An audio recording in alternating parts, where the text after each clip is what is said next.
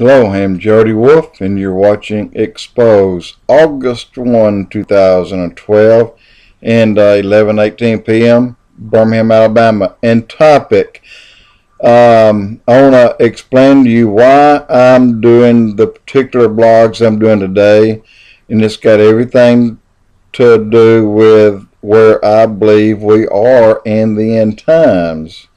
And I want to try to make you understand where I'm coming from, and I want to let you hear a little bit from prophecy in the news, and he can explain to you what I'm trying to say, and therefore the reason for the messages that I'm giving. So I'm gonna start now and let you hear a little bit of what Gary Stearman has to say. Hi Gary, how are you today? Oh, I'm good, and by the way, we are encouraged.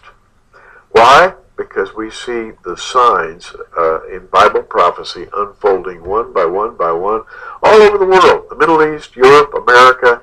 We see apostasy growing, which was one of the signs of the end times. And prophecy, properly studied, is the most encouraging thing you can engage in. Amen. And that's why we're here today, Bob. I wanted to read a letter. This is an email from a lady, and I really took this to heart. She says, please help our families. Our husbands are so consumed with all these end times events. Their own families are falling apart around them. They don't seem to care. Consumed with a steady diet of you, she says. In other words, they're watching all kinds of prophecy programs. They're reading Bible prophecy, and they are suffering the doomsday effect, I guess. And then she goes on, how do we offer hope to our children to go on living when the end is so near and their dads seem so depressed on what is to come? Now, Bob, that's where I part ways. Wow. Because I study prophecy, and I'm not depressed. I never get depressed reading about the Lord's return. In fact, when we pull up the daily headlines, on the internet or the newspaper or wherever, and you read these things, we don't look at this as the end. We look at this as a new beginning. Okay, that's my first part, and that's my position. That's my take right there. I'm not going overboard because my family believes the way I do, and my children, and I'm excited. I'm on pins and needles every day, expecting the end to happen. When I say the end, I'm meaning a rapture.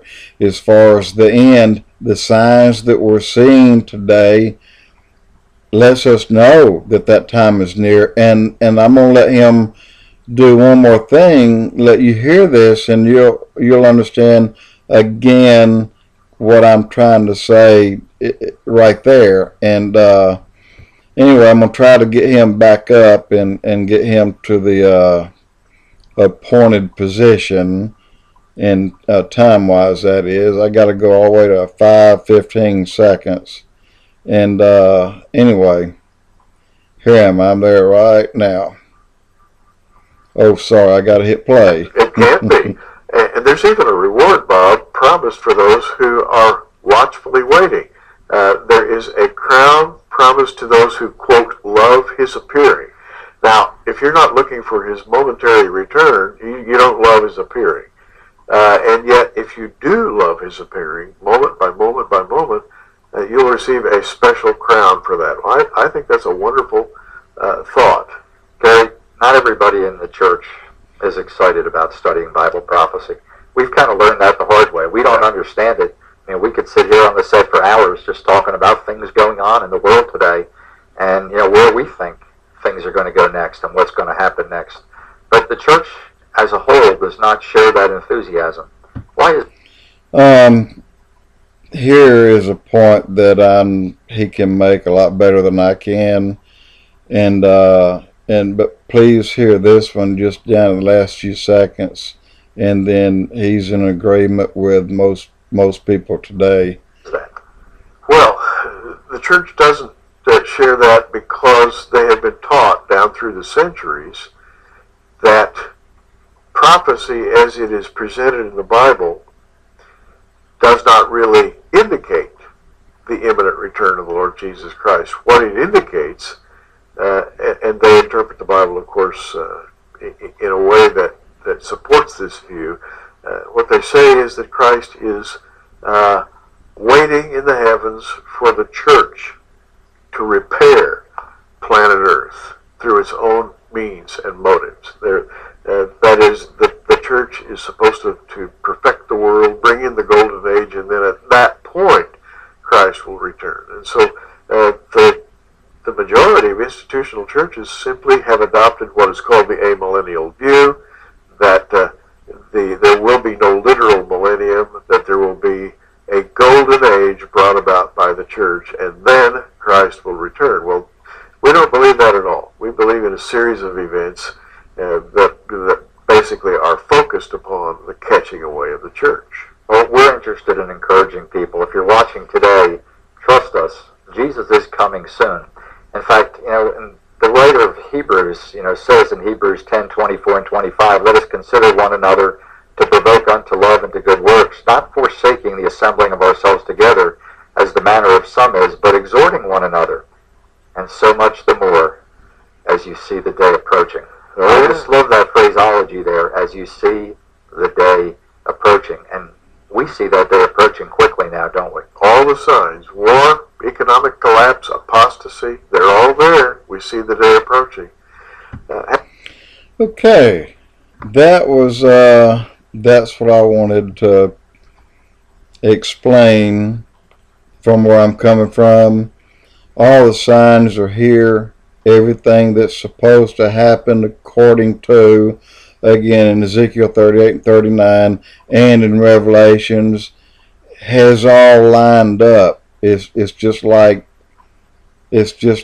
putting a puzzle together. You know what piece goes there. You just have to find that piece, and it will fall in place. These times are here. These times are upon us, and like he said, it could happen in 10 minutes, in 10 days. It could happen in 10 months. I just don't know if we'll go that long. I'm going to give another blog in just a moment and tell you some things that they're talking about aliens, and not these guys. I'm talking about news, ABC, NBC, CBS News. These will surprise you. And they went on the prophecy headlines. And but anyway, I wanted to kind of tell you where I stood right here. And I feel it urgent, extremely urgent, that people be prepared and people kind of know the time that you're in. And we are in that time. Jody Wolf, EXPOZ.